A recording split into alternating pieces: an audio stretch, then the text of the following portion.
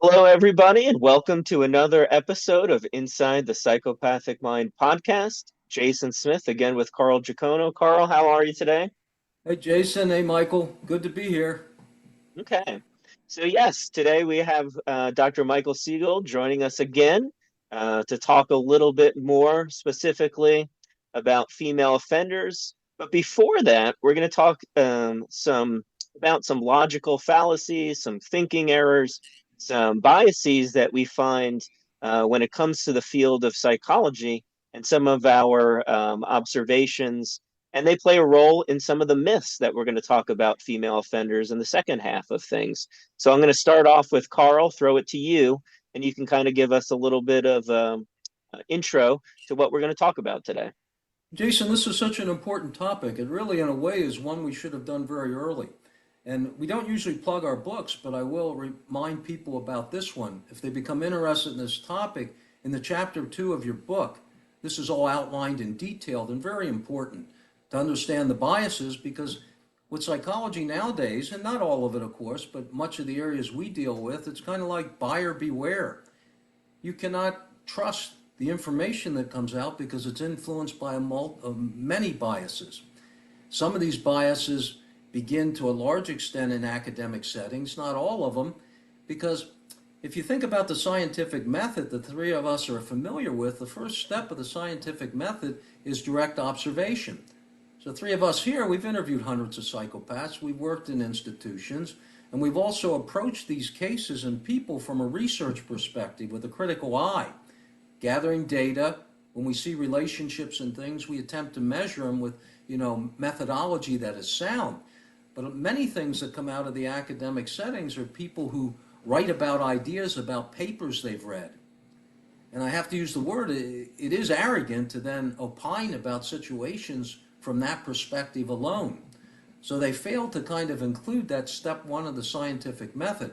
And really, this pattern has been going on in psychology for about 40 years. There was a book actually I have here, I don't think I can show it, that talked a great deal about this. It was called, and we cite it a lot in the book, and it should be read in every freshman class in any psychology in any university setting, but it won't be because it doesn't reflect well on that environment. It's called Destructive Trends in Mental Health, The Way Intention Path to Harm. And it talks about these back in, it must have been what, Jason, about 20 years ago that book came out. And it foretold and talked about a lot of these things that we were seeing, how certain things are covered up because of PC and results, how findings are altered and so forth. And besides the specific kinds of fallacies we'll talk about related to psychopathy, and particularly, in the psychology field, it's important to understand that over the last 40 years, psychology has kind of sold its scientific soul on the altar of political correctness and and other social agendas that kind of deviate and detract from the science.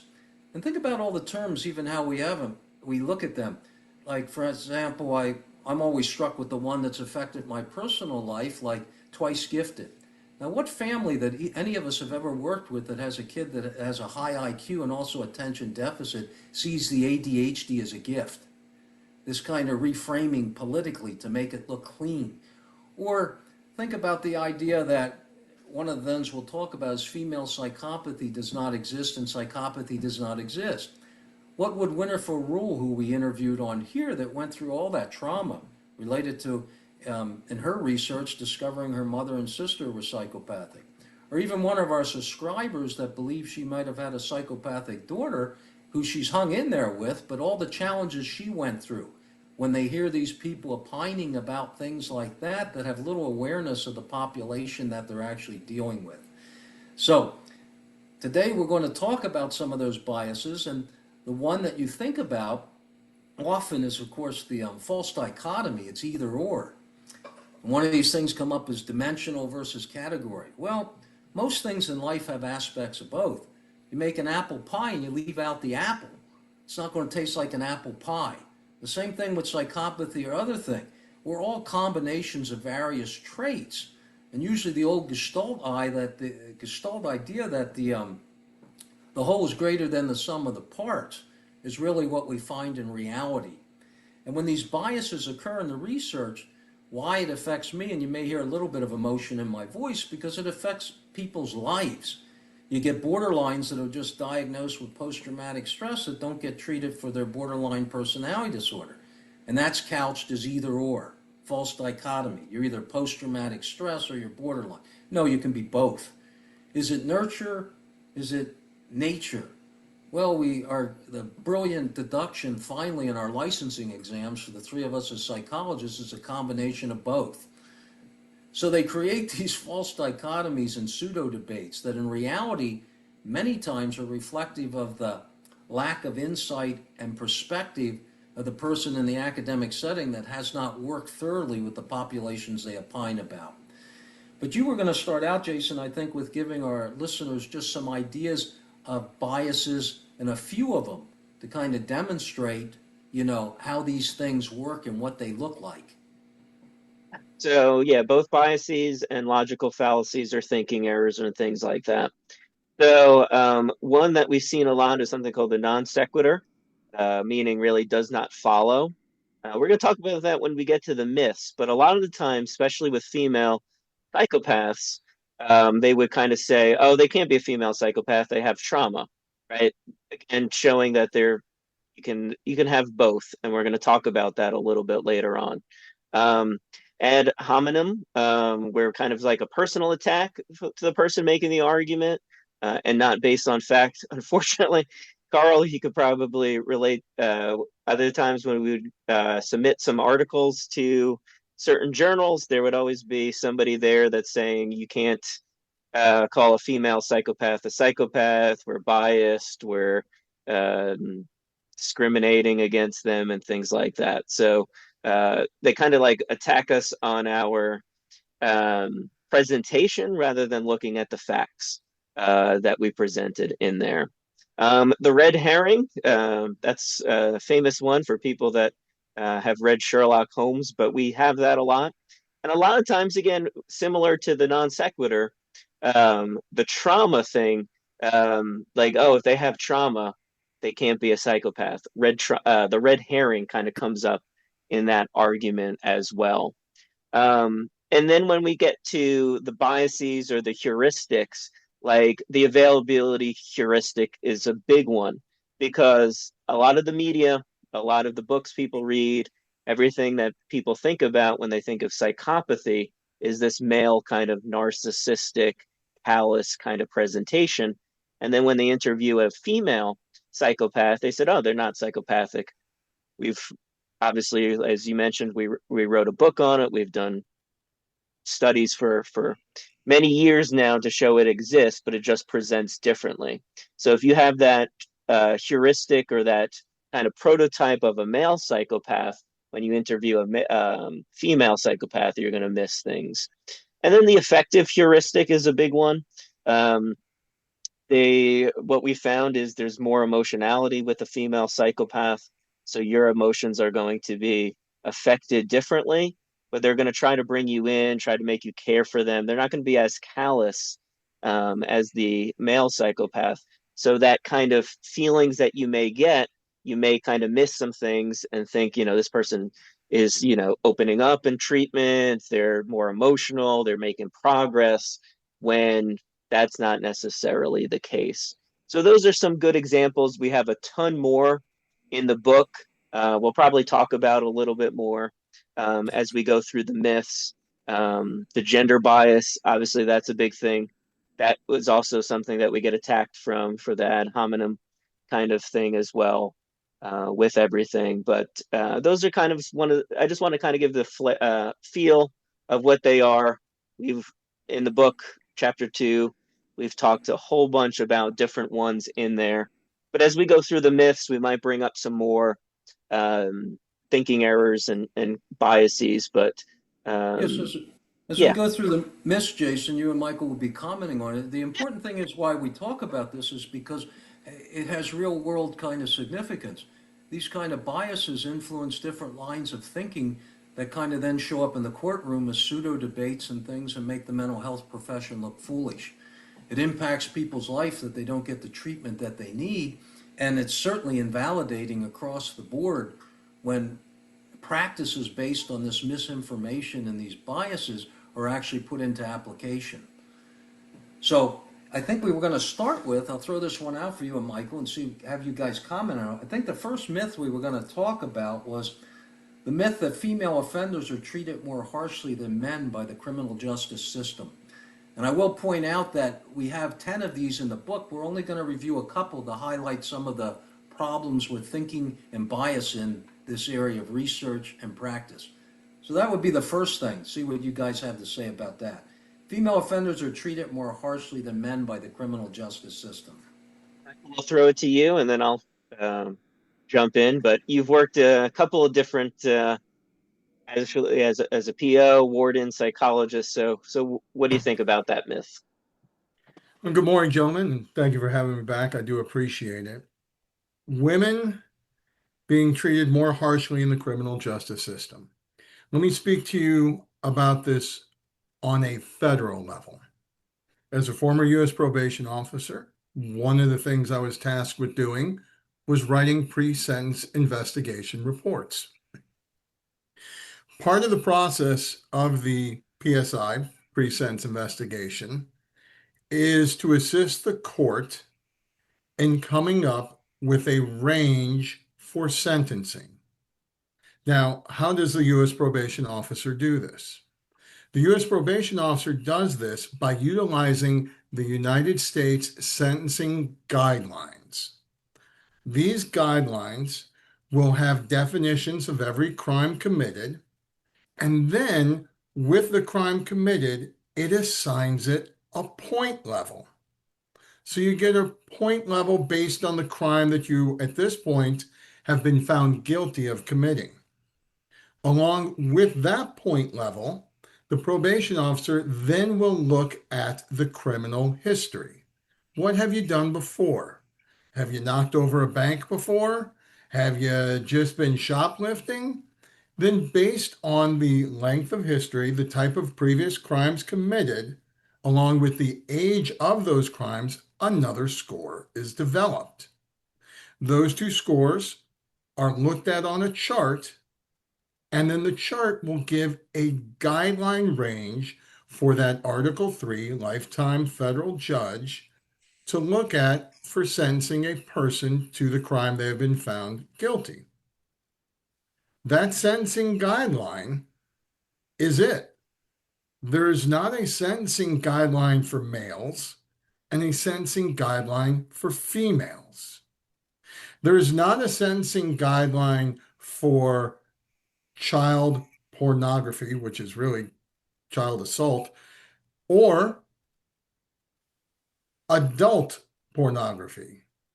By that I mean no crime is considered more heinous based on the person committing the crime. It is just the crime itself that's given a score.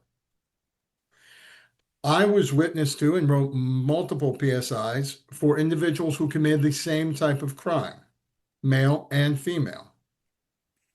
In all cases, everyone was treated equally. It wasn't that, oh, you are a woman and you killed someone? You harmed a child? Oh my goodness, you are about to get an extra 50 years of hard labor and bread and water. That's it. No, they would get the exact same sentence as a male would.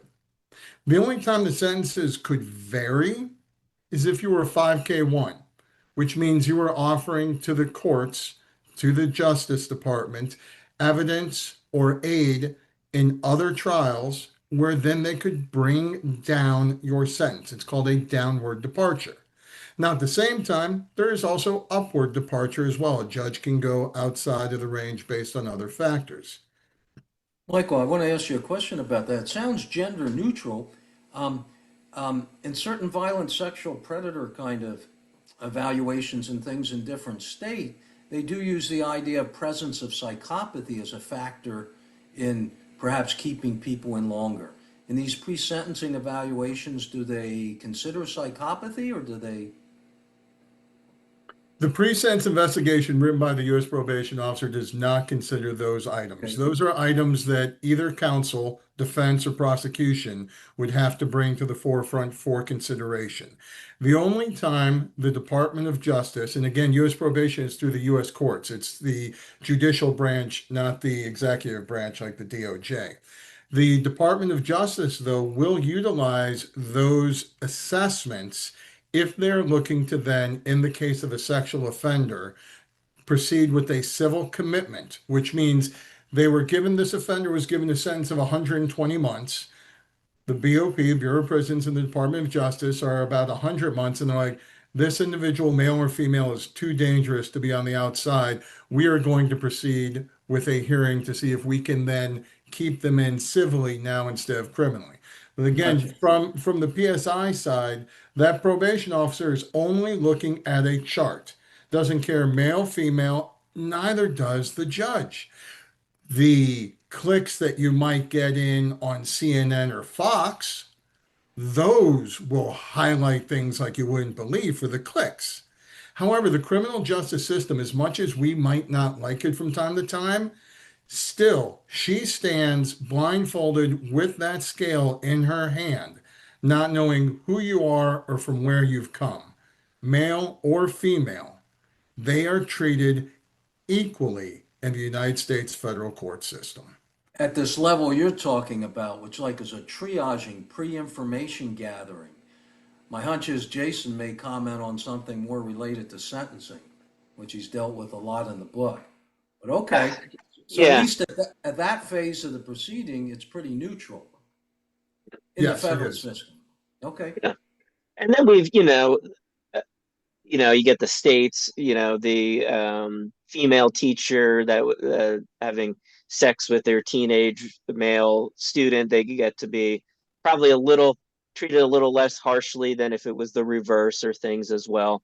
See that sometimes in the state. And then when they do go to prison, though, um, I don't know, Michael, you can kind of talk about the same thing. The opportunities and the programming available for women tends to be more than the male. They even have their own special kind of group specifically for the females and things like that. So when they get into prison, they have a lot more opportunities than the males. It could be just again that the females tend to kind of take advantage of some of these, more likely to seek assistance than the males. But it does seem like when they do get to prison too, they have a lot more opportunities at times than the males as well. They really do. If we are looking at it from a male or female perspective, and you're going to federal prison, this might sound weird, but I would want to be a female. The amount of things that are at your disposal as a female in the federal system are incredible compared to males.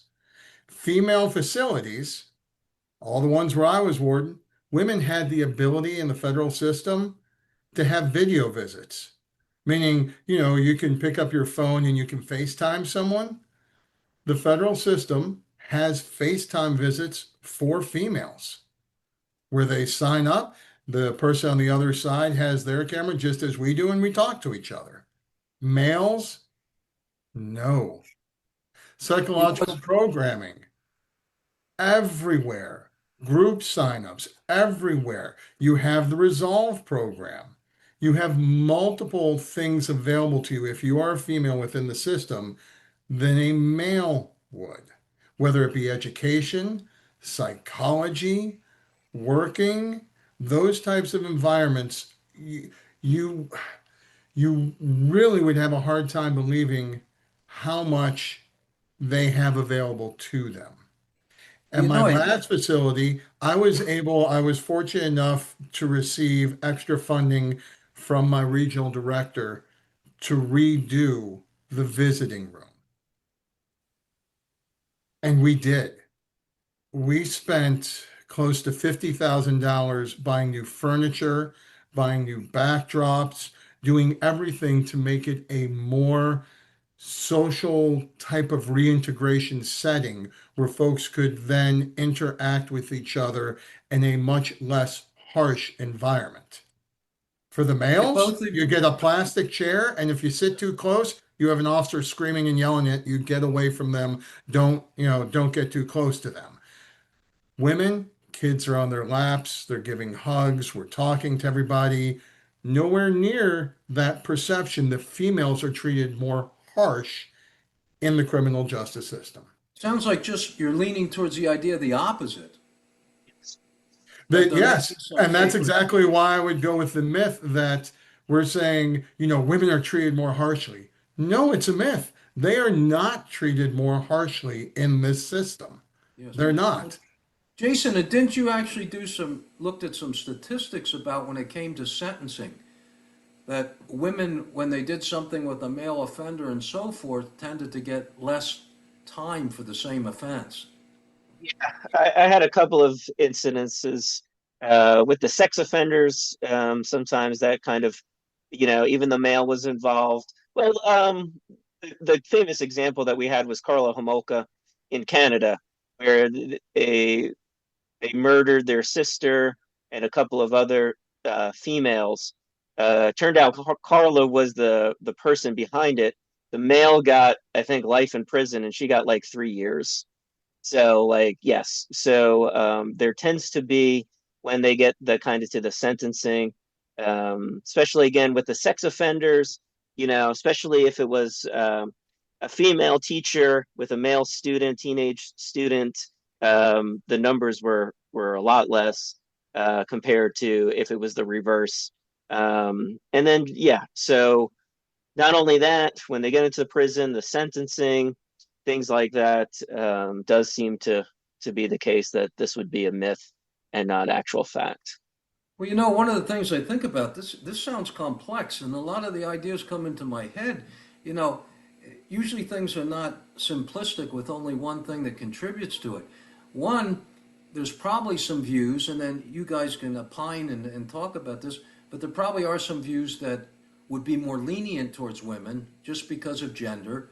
There are also so far fewer women that are in institutions that if I was going to allocate money, it's kind of easier to pick this one institution that's female and, do more programming and stuff than it's kind of overwhelming when I think about all the men in prisons. And then, of course, the other thing, the women, because of the differences that we'll talk about in another myth, are more, I don't know if they're going to change, but they're more amenable and enjoy more participating in activities and the kind of things that are offered. So I don't know how those things fit together to equal what you're describing as the difference.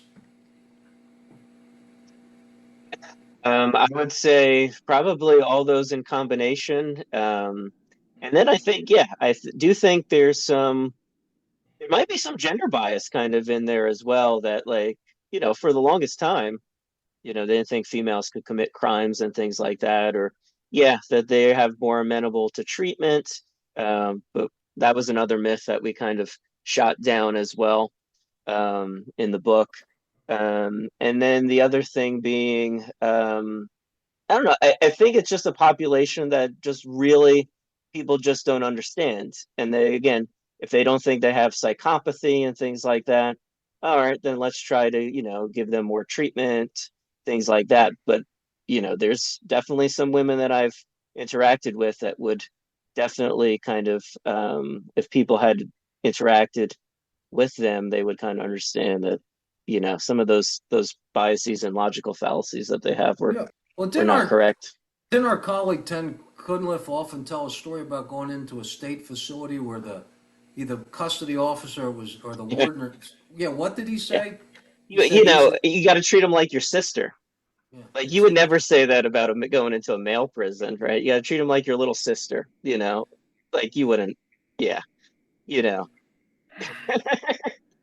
okay.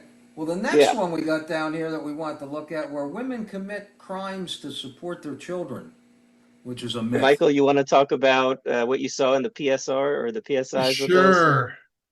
So again, the PSI is the report going to the court, talks about the instant offense, criminal history, has a calculation section, biopsychosocial section where we discuss family history, everything like that, employment, you name it. And then it goes into guidelines and issues like that. I personally, I won't speak to a degree of psychological certainty on this one, gentlemen. I will say anecdotally, from what I have observed, not a single PSI that I ever wrote or read detailed in the crime being committed and the description of the crime that the mother was doing this crime, participating in this crime, so that her children could get food or medical care. Not a single, not a single Yes. time, not once. But what I have seen is the community at large has difficulty comprehending, understanding, or even conceptualizing a woman who has children who doesn't care for them. That's impossible. You're a mom. All you're ever going to do is love those children unconditionally and take care of them. You would never leave them in a car while you went inside a house to do a drug deal and then get high because the person you sold it to said, "Hey, why don't you sit down and smoke a little with me?" And we're not just talking about smoking weed on this one. No mom would ever do that. Wait, no mom would ever put her kids in the car and drive across the border with 14 keys of coke and then, also have it packed in their luggage or in the diaper bag. No mom would ever do that. That's impossible. That's unheard of. That happens every single day, Yes. every single day. Yet, what we see more and more of is the myth and the perpetuation of the myth that women only do this to support the family, that they are the victims, that this is all because of a trauma in their past, and otherwise, no woman would ever do this. No sane woman would ever do this. And to that, I would say, yeah, you're right. No sane woman and no sane male would do it. However, we are not dealing with sane individuals. Dr. No, Smith? we're dealing with what we talked about in another episode was a criminal personality. Victim stance and all those things. Yeah, all the times I would come to they would come to treatment. I was a good mother. I was all this stuff, and then you go into the actual. The grandparents were watching. They hadn't seen the kid in forever. Um, they do when they come to visitation. They want to play off that they're a good mom, take pictures with them, and things like that. But uh, they just like it for the photos or the attention that maybe they get from make the other inmates jealous that their family came to visit and things like that. But yeah, as you were saying, like it's not to support. They liked what they were doing. They liked the attention. They liked the money. They liked the notoriety. The children were just kind of extensions of themselves. We talked about it in the book about narcissistic mirroring as just extensions of themselves, and not really, especially the ones that are high in psychopathy. They're they're not really caring, and they're not doing it for the children. They're doing it for themselves. Well, ironically, when we get to one myth where we're going to talk about are these equivalent, male and female, I think we're going to talk about that one. I have to look at my list. But in some ways, this is the way they are equivalent. Is despite the differences in men and women psychopaths, that idea of the criminal personality, Yakelson and Samanow's work applies to both of them. The victim stance, always looking for thrill-seeking behavior, and so on. I mean, they both have an element of the thinking, deflecting blame, not taking responsibility for their personalities. I mean, if you get them going, you see almost duplicates related to the criminal personality aspect. Well, what was the next one now on this list we're going to talk about? Oh, female psychopaths do not exist. Oh boy. Well, I Who think wants to start with that? based on everything we've talked about in a whole book that we have wrote, they exist. They just are different, as Carl was kind of talking about it. So if we have that availability heuristic of a male psychopath, narcissistic, callous, unemotional, lacking in responsibility, the gift of the gab, all those things that we would kind of talk about in high PCLR scores. Yeah, if you're going to think that, then yeah, you're not going to think female psychopathy exists. However, what we found is they have pseudo emotionality. So there's more emotions. They have pseudo dependency. So not like they really care that they're in therapy or treatment. They just care like you can state back to them that they're a good person, help with their self-esteem. One of the things we found, especially in terms of males, we talk about the Rorschach a lot, so more reflections for the males. Females have it, but they have more vista or distorted self images of themselves. So more dysphoric affect in a female psychopath, but it exists. We kind of talk about it as hysteria, and I know that always brings up a kind of a gender bias that we're gender biased by bringing up hysteria. But if we look at it in terms of the DSM, it's more kind of like borderline personality disorder, histrionic personality disorder, combination of those, center of attention, in unstable self worth, self image. Those would kind of be what's going on there with the female psychopath, but it exists. So in our research, in our interactions, and I'll throw it to Michael because though you may not have been using specifically the PCLR, I know you've interacted with quite a few female offenders that you probably had a good hunch that they were psychopathic. So what do you think about that female psychopathy doesn't exist? Would you say that's true or not true? I would say it does exist. I say true on that one. There are a lot of different ways to look at this, and I understand some in our field would like to think that it doesn't exist, or the reason it could possibly exist is because of trauma or other things. I would say this to the field. I can have cancer and I can have diabetes. Neither one, though, rules out the other. Meaning, I can't say, well, I got cancer because I have diabetes. So I really don't have cancer. It's really diabetes or cancer. Either way, the same way with this, you can experience trauma and still score high on these. The same way the people who haven't experienced any trauma score high on these. Another way to kind of go to that first myth we talked about being treated more harshly in the system, females, almost no matter what crime committed to get them to a prison, will end up in general population at one of the many prisons. I mean, really, outside of, I would say, Hazleton at the SFF, every other facility is a camp or a low, no matter what crime you've committed. Yet, if you were a male and committed a crime, as these women have committed, you'd be at USP Allenwood. You'd be at USP Lewisburg, all these different places. So again, women are not being treated the same and they're not being treated more harsh. It actually goes down. Psychopathy exists in that population. As measured by the PCLR.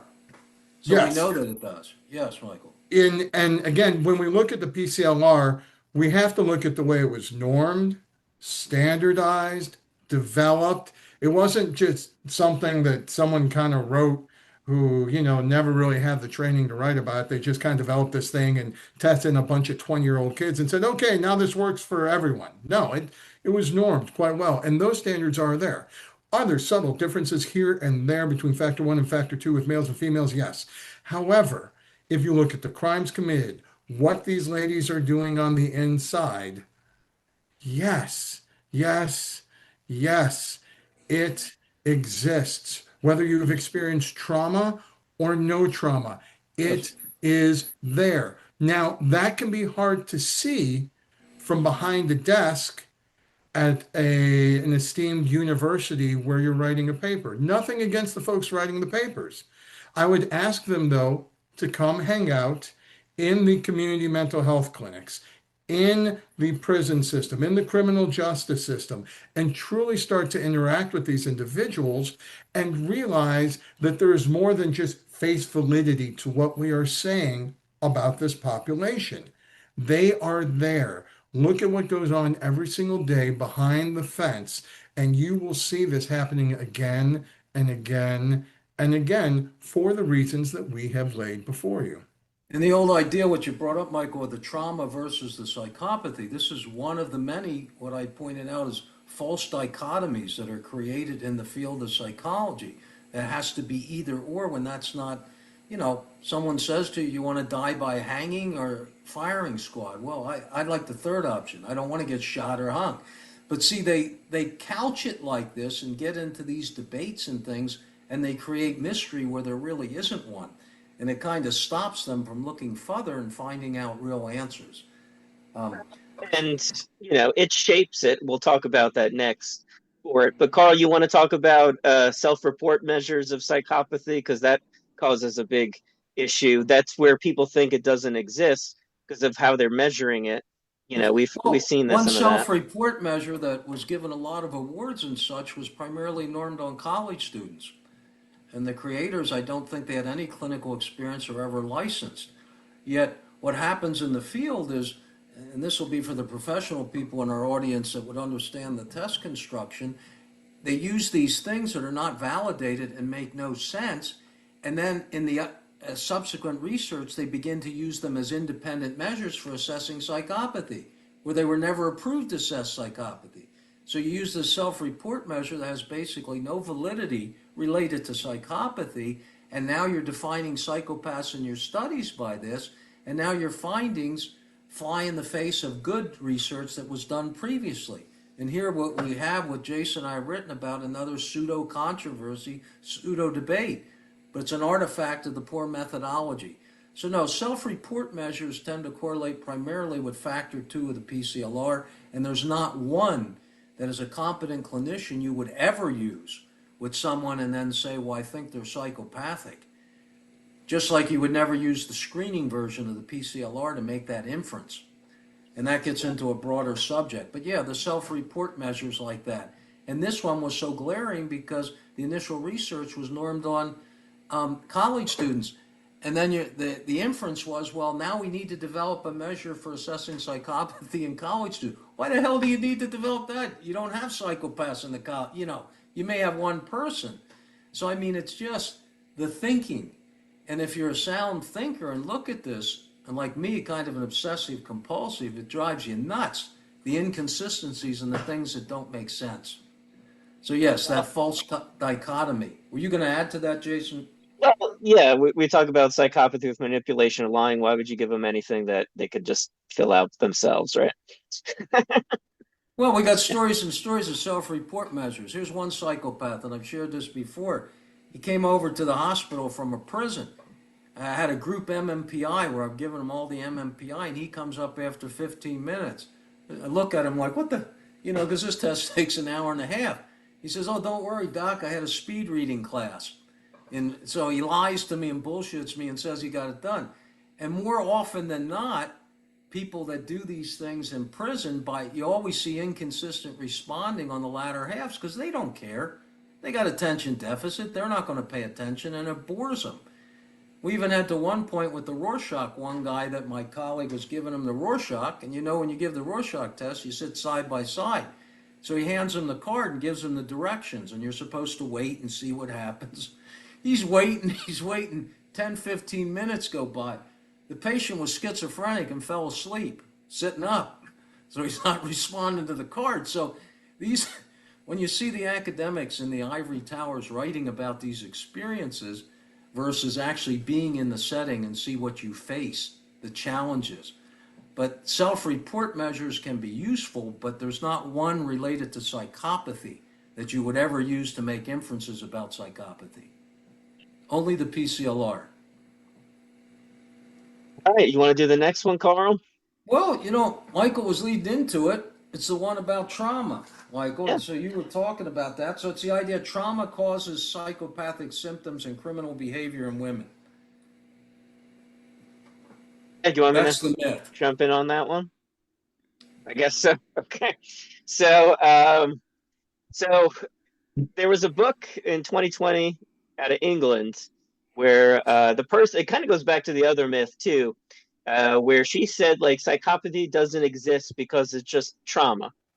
They cited like a psychiatrist that had consulted on a TV show out of the UK. They cited one study. In that study they didn't use the PCLR. They used like an experimental kind of measure for psychopathy. But one of the like, if you look at that actual article and what they found with the females was, they were more manipulative. They had unstable self-concept. They lacked emotional stability.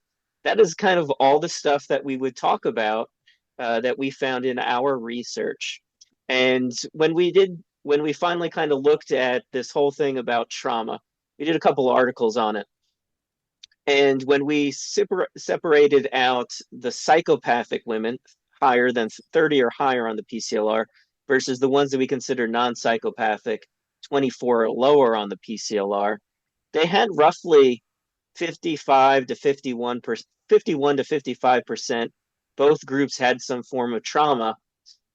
So it shows that, yes, trauma is a part, kind of what Michael was talking about. Trauma could be there. It shapes probably their presentation, but it doesn't negate psychopathy. It doesn't cause psychopathy. It's just there. It's just a part of their presentation. You were talking about it, Carl, right? If you diagnose the borderline with just PTSD and not borderline and don't treat both, then you're not going to have anything. But both are present, both are treated. It's okay that the person that's psychopathic has trauma. It's okay that the non-psychopathic person has trauma. But again, trauma is not necessarily the main reason for the psychopathy or vice versa. And go ahead, Yeah, and Carl. those and that kind of logic that they use when they come up with those ideas, Jason, what's always missing is the idea, well, how many people have had traumatic histories that aren't psychopathic?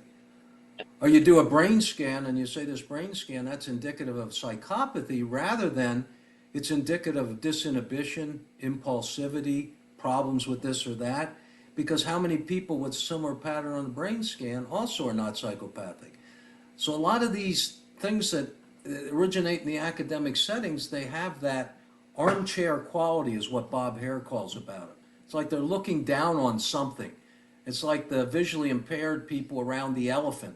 The person touching the trunk thinks it's a rope. The person touching the leg thinks it's a tree. But they miss the whole picture because of that lack of actual sitting in the room and actually working with them. You can sit in the room just doing a test and not really get a sense of who these people are. The three of us have all worked in institutions, which is the polite way of kind of living them with them without being an inmate, where you really see exactly what's going on, how they behave over time. You're doing testing. You're also doing research related to it. So yes, Jason, that type thinking permeates the research on psychopathy. It's a false dichotomy. It's either this or that. And then they throw in other stuff like complex PTSD and Oh Lord. all these difficult things that just muddies the water of it. So, but yeah, and then like I said, it has nothing to do. Trauma is present, but it doesn't necessarily cause it. It just shapes it. Anything you want to add to that one, Michael? No, it goes back to our old grad school days of causation, correlation, multiple regression, all these wonderful things that our science already has, but we're not utilizing. Trauma, as we said, is there. So run your multiple regression studies. Find out how much of the pie is really from this or from that. I have size 12 shoes. My IQ is 126. So now we're saying since I have larger feet, obviously I have a higher IQ?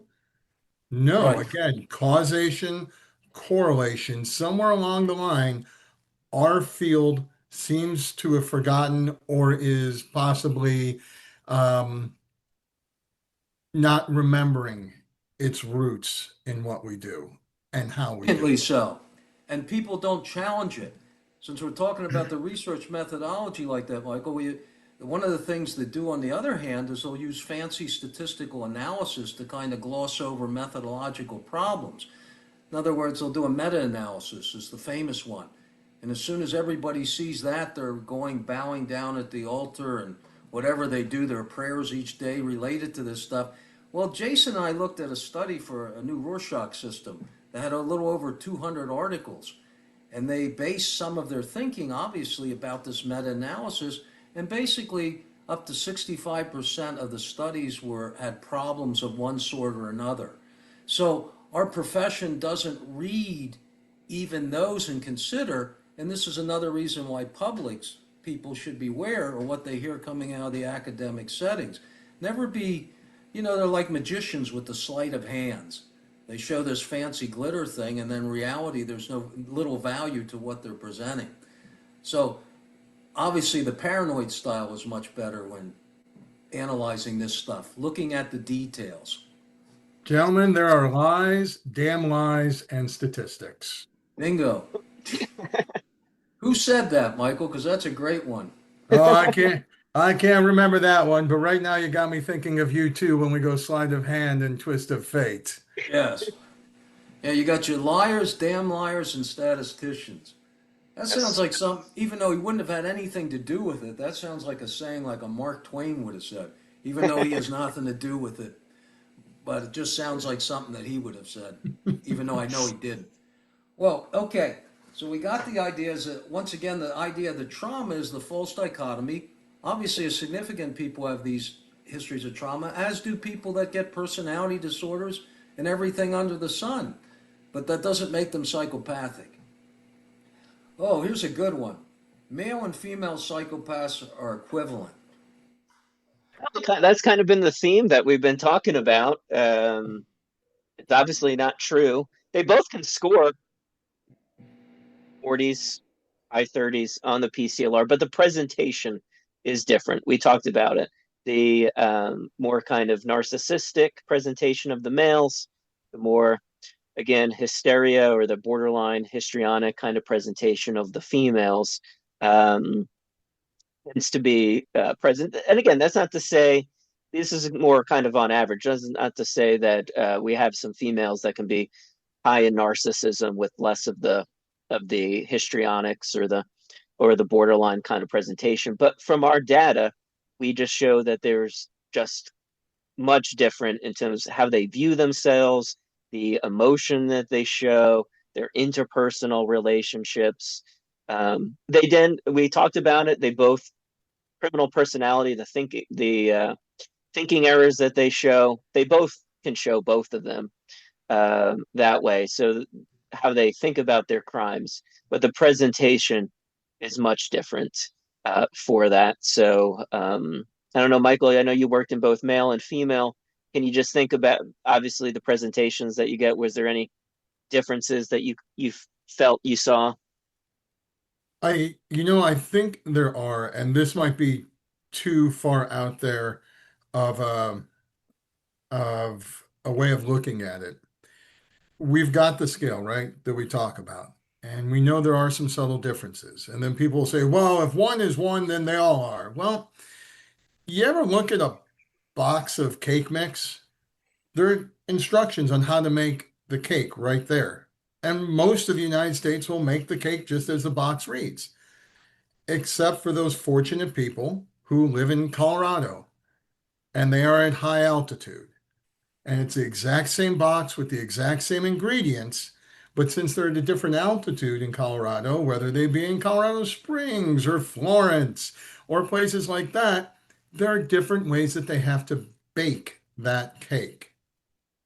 The same way that we have subtle differences between the two genders. Yes, they're going to score high. Yes, it's the same measure. However, there will be minute differences that we can see, that we can observe if we are with the population long enough. One of the things I used to really like to do, and sometimes I would have folks from central office go with me on this one, but not always. we would make rounds in special housing, the shoe. And the central office people would walk around in a male facility, and the guys wouldn't say a word to them. Nothing. You went to shoe at a female facility, central office was in there for 6 hours because they couldn't get away from a door. And central office is writing notes, just copious amounts of notes, notes, notes, notes, notes. Oh my goodness, no, this happened. No, this happened. Oh my goodness. Again, that whole face validity thing. And they'd get done writing their notes, and we'd be making rounds. So I'd have my department heads with us as well. And I'd say, hey, indulge me for a second. Let's hang out here about 4 feet away from this door. And I want you just now to listen to the story as they get different departments walking by and what they have to say. And then by the end of the departments walking by, they would just look at their notes and they'd look at me and they're like, her story changed 56 different times. Yes, yes, it did. Welcome to the real world. Well, The this is, women I would see, I'm sorry, Carl, go ahead. no, go ahead. You were finishing your thought. The women I would see in these situations still trying, almost needing a validation or a sounding board for what they were doing just to see that reaction or emotion. And they would keep going with it. While the guys, on the other hand, again, scoring high on the scale, would give it their shot. It didn't work. I ain't got time to waste on this. All right, let me go ahead and try to get something else going instead. Much different in the presentation or the way they went about interacting with individuals in authority positions. Yes. Michael, and we've talked a bunch about this, Jason and I. We did an episode on female psychopathy, but it's certainly real. Um, they get you they're much more engaged with you in a way that would be neediness, but it's a superficial pseudo neediness. In other Yes. words, they need outside people to help them tell them they're okay, and not saying you're okay, but reinforce the idea of their self-worth, and also to help them regulate their emotions and stay stable. With the guys, it's kind of like, well, so what? Move on to the next thing. It doesn't exist. And this is why, whenever I worked in institutions, even my female staff, like in the STAP program, they'd rather work with guys. And Jason and I talk about this a lot throughout any segments with women because the women are there lining up, asking for help. You go on vacation, Jason can talk about that, and I think we talked about it in another episode with you. Yeah, but ironically, despite the differences in them, which are significant enough that Jason and Ted Cunliffe and I have recommended kind of modifying certain PCLR items, when it comes to behaviors, women high on the PCLR are at risk for more institutional infractions, more violent reoffending, blah, blah, blah. Women high on the PCLR share a criminal lifestyle to a certain extent and criminal thinking like the men, but these differences we're mainly talking about are actually kind of psychodynamic differences in their personality, which we don't get around to talking about that because we don't use a lot of that in direct treatment with working with inmates. But I yes, would have, sorry, I would have, and things I noticed as a warden were the individuals, you call them the individuals who worked in SHU. At a male facility, they were guys that worked out all the time, guys that maybe were on DCT, disturbance control team, maybe on SORT, special operations response team, go-getters, just bureau guys, go, go, go, tip of the spear. They were ready for all the assaults, all the fights.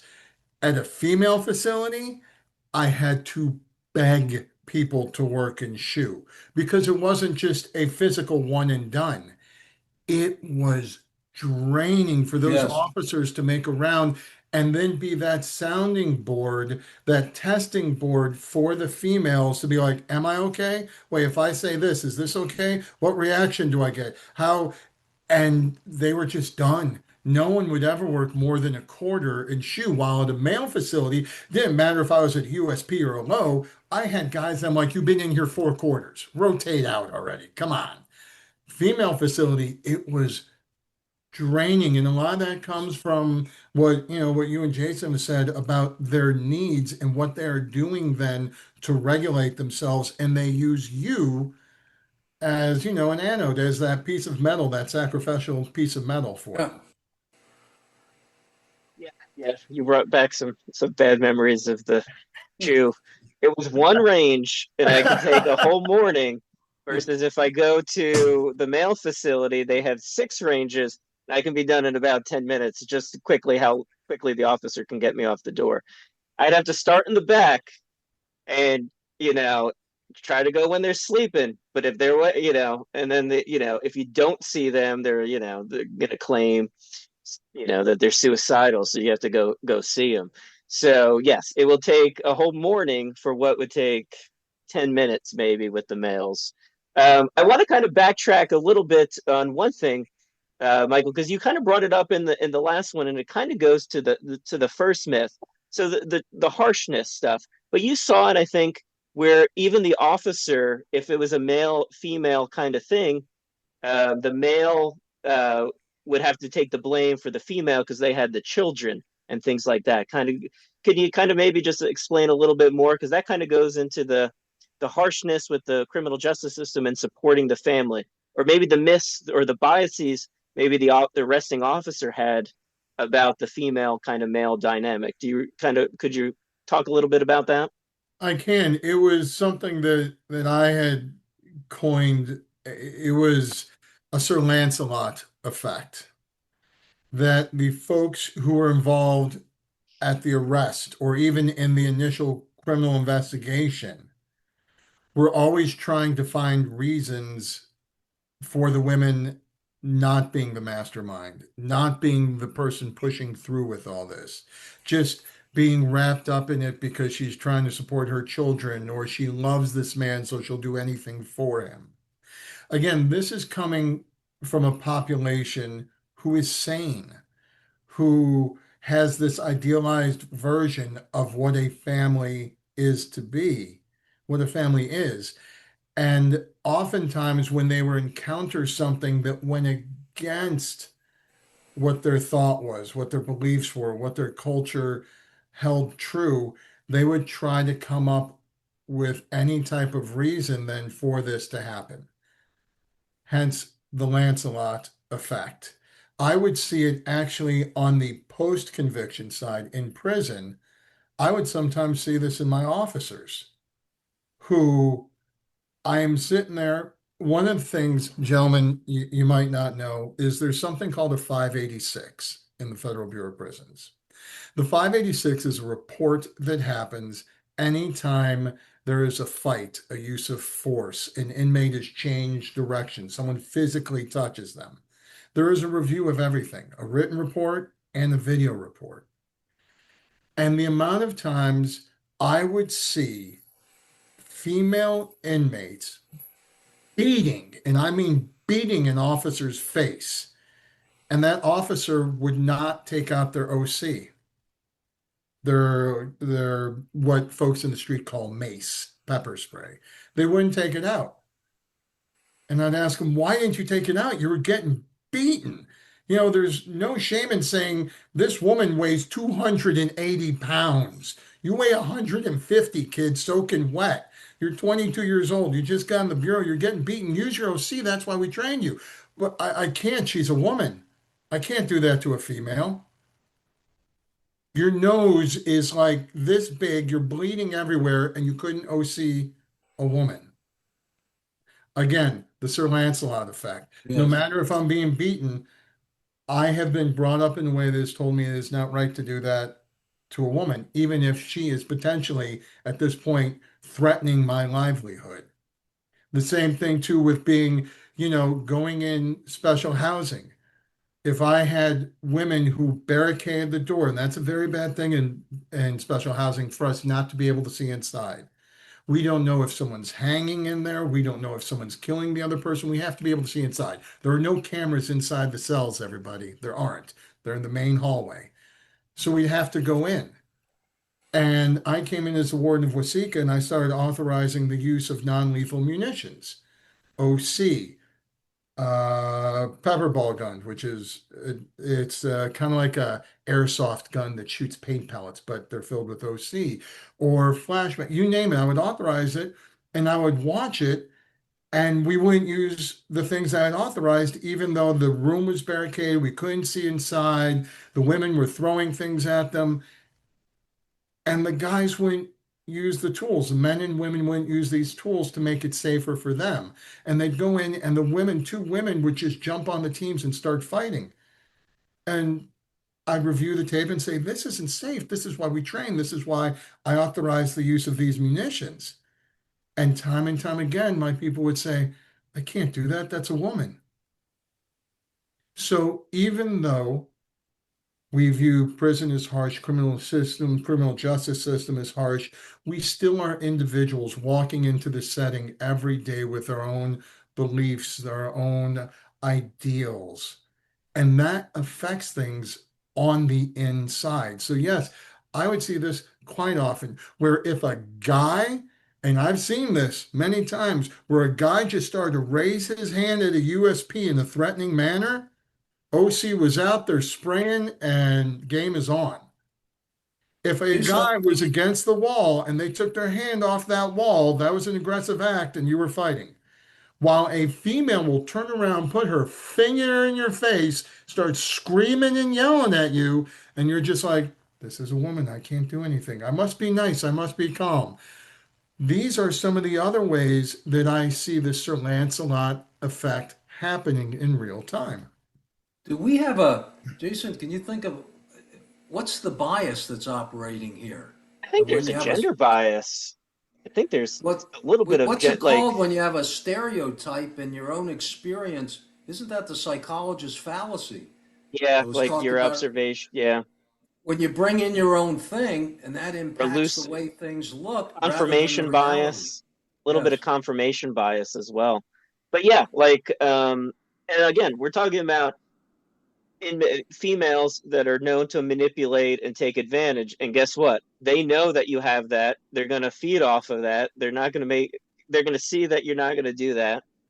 The same with the trauma. They think, you know, unfortunately in prisons, when we get to, sexual abuse allegations, it is a big thing, and then they kind of take advantage of that possibly at times as well. So, but yeah, there's definitely misinformation effect. I think maybe they don't think that females are violent or they could cause any problems.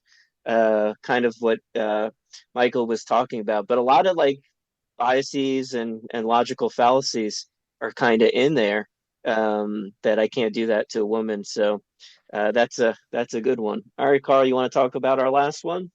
Yeah, the final one, maybe we could go over this briefly and succinctly, is the idea that women do not commit sexual offenses.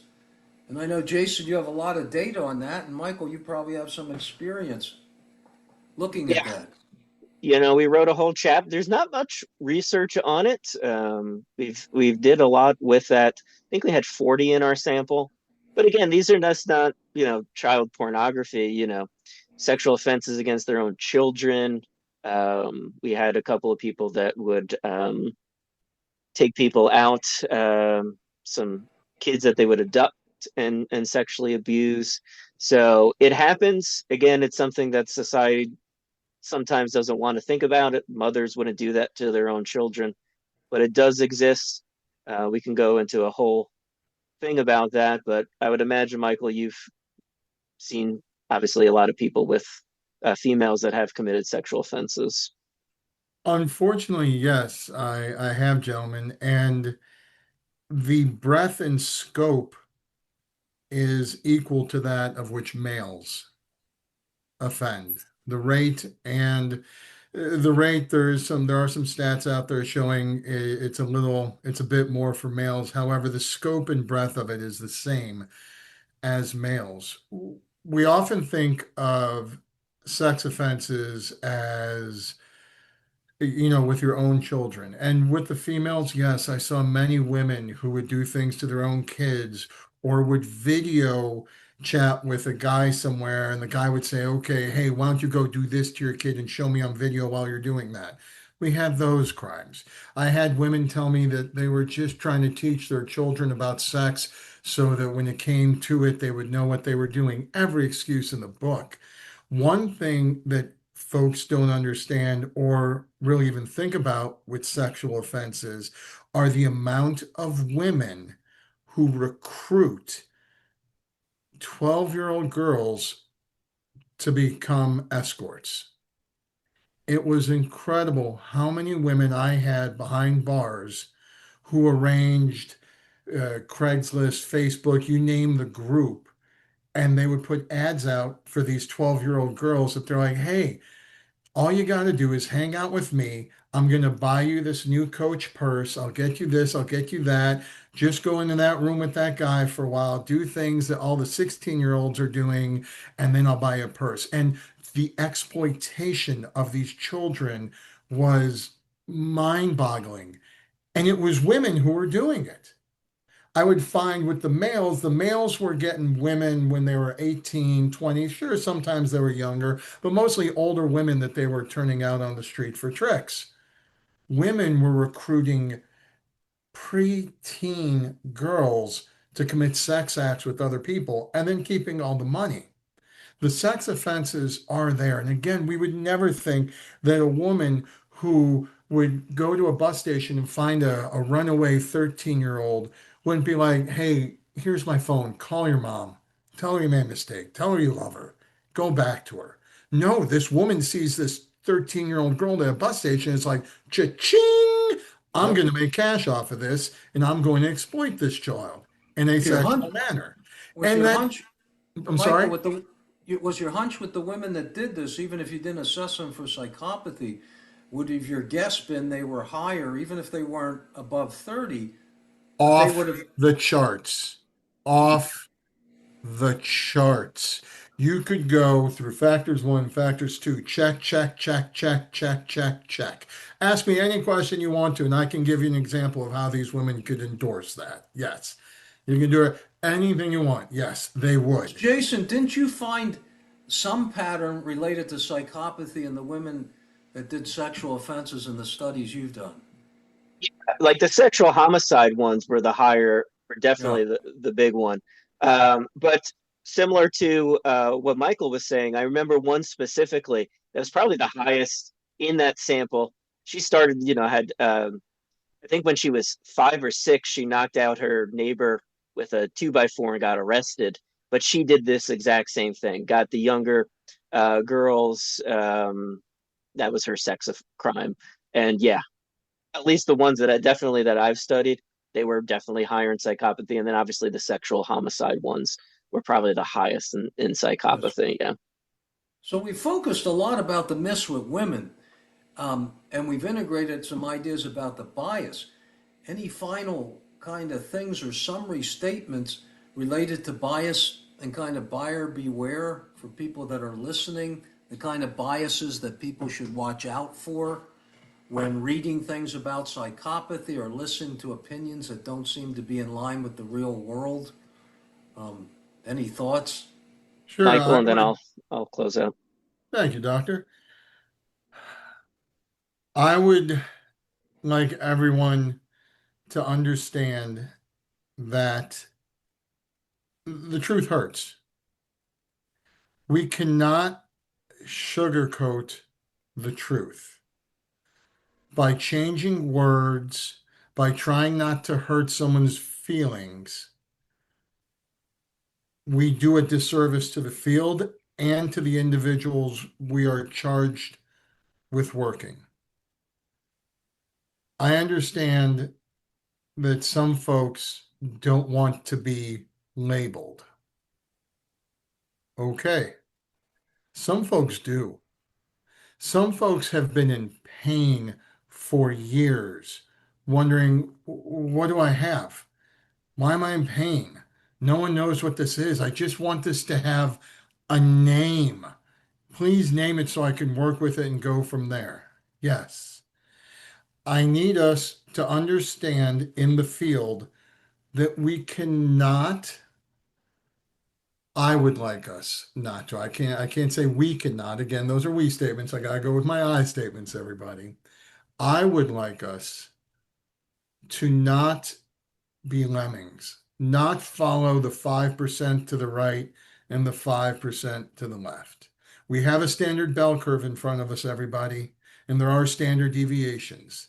And it seems like right now we are following the extreme two standard deviations out from the norm when it comes to how we interact with people, how we name things, and what we write about. I need us to go back to the middle where we can grow. And it's okay to have differences with a diagnosis. It's okay to have differences with research. If your research is different than mine, go out and run the same study. See what you get. Then we can talk about it. But don't just sit here from well, my great grandmother told me, and that's what I'm going to do. That's the way it's always been. No. Go back to the science, everyone.